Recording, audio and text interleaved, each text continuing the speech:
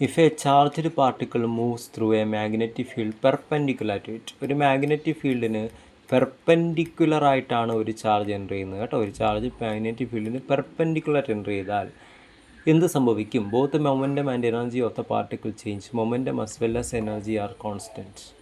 Energy is constant but momentum changes. Momentum is constant but energy changes. നമുക്കറിയാം magnetic ഫീൽഡിന് perpendicular ഒരു charge enter ചെയ്ത് കഴിഞ്ഞാൽ അതൊരു സർക്കുലർ പാത്തിൽ കൂടെ റൊട്ടേറ്റ് ചെയ്യുമെന്ന് നമ്മൾ പഠിച്ചിട്ടുണ്ടല്ലേ. മാഗ്നറ്റിക് ഫീൽഡിന് പെർപെൻഡിക്കുലറായിട്ടൊരു ചാർജ് എൻ്റർ ചെയ്താൽ അത് സർക്കുലർ പാത്തിൽ റൊട്ടേറ്റ് ചെയ്യും. ഒരേ സ്പീഡിലായിരിക്കും അത് റൊട്ടേറ്റ് ചെയ്യുക. സ്പീഡ് കോൺസ്റ്റൻ്റ് ആയിരിക്കും, പക്ഷേ വെലോസിറ്റി ഡയറക്ഷൻ മാറിക്കൊണ്ടിരിക്കും. വെലോസിറ്റി എന്ന് പറഞ്ഞാൽ വെക്ടർ എന്തല്ല, കോൺസ്റ്റൻ്റ് അല്ല. നമുക്കിവിടെ കണ്ടുപിടിക്കേണ്ടത് എനർജിയും മൊമെൻറ്റുമാണ്. എനർജിയും മൊമെൻറ്റവും കോൺസ്റ്റൻ്റ് ആണോ അതോ മാറിക്കൊണ്ടിരിക്കുമോ എന്നുള്ളതാണ് ക്വസ്റ്റ്യൻ.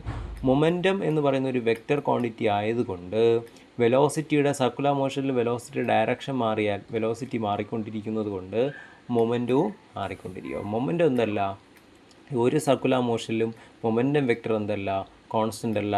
വാല്യൂ സെയിം ആയിരിക്കും, പക്ഷേ ഡയറക്ഷൻ മാറിക്കൊണ്ടിരിക്കുന്നത്. മൊമെൻറ്റം കോൺസ്റ്റൻ്റ് അല്ല, വെലോസിറ്റിയും കോൺസ്റ്റൻ്റ് അല്ല അല്ലേ. അപ്പോൾ മൊമെൻറ്റം കോൺസ്റ്റൻ്റ് അല്ല എന്ന് മനസ്സിലായി.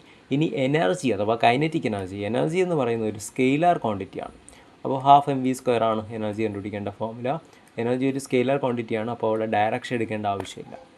സ്പീഡ്, വെലോസിറ്റി, സ്പീഡ് എടുത്താൽ മതി. വെലോസിറ്റി എടുക്കേണ്ട, ഡയറക്ഷൻ എടുക്കേണ്ട, വാല്യൂ മാത്രം എടുത്താൽ മതി. അപ്പോൾ ഒരേ സ്പീഡിൽ തന്നെ കറങ്ങിക്കൊണ്ടിരിക്കുന്നതുകൊണ്ട് കൈനറ്റിക് എനർജി എന്തായിരിക്കും?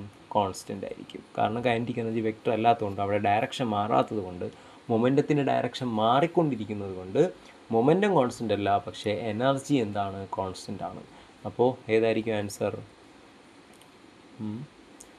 ഓപ്ഷൻ സി ആയിരിക്കും അല്ലേ. Energy is constant but momentum changes. Option C ആണ് കറക്റ്റായിട്ടുള്ള ആൻസർ.